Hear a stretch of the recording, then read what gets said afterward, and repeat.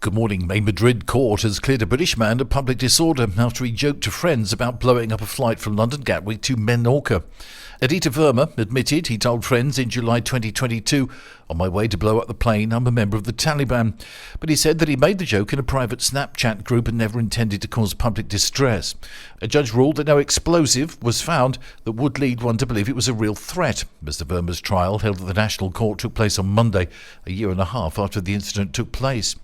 The message he sent to friends before boarding the plane went on to be picked up by the UK security services. They then flagged it to the Spanish authorities whilst the EasyJet plane was still in the air. 2 Spanish F-18 jets were sent to flank the aircraft. One followed the plane until it landed at Menorca, where the plane was searched. Mr. Verma, who was 18 at the time, was arrested and held in a Spanish police cell for 2 days. He was later released on bail. The judge ruled earlier that Mr. Verma of Orpington in Kent should be cleared of any wrongdoing. If he'd been found guilty, the university student faced a fine of up to €22,500 and a further €95,000 in expenses to cover the cost of the jets being scrambled. The Foreign Minister, Jose Manuel Albares, yesterday said that a spate of attacks targeting US-led troops in Iraq, assisting the campaign against Islamic State group jihadists, needs to stop. "We are extremely worried by the constant attacks against international military bases," Albares said on a visit to Iraq, where Spanish troops are deployed.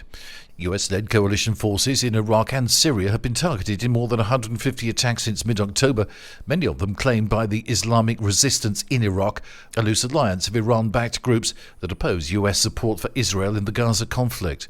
Washington has responded with airstrikes targeting the groups it holds mainly responsible, but the cycle of violence has prompted Baghdad to call for talks on a timetable for the withdrawal of the coalition troops.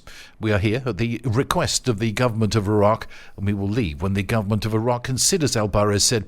Spain has been one of the loudest voices in the European Union calling for an immediate ceasefire in Gaza, and Albares said the risks of an escalation of violence across the Middle East made a halt to the fighting even more important. And the country basked in scorching temperatures yesterday in the warmest January day in Europe since records began.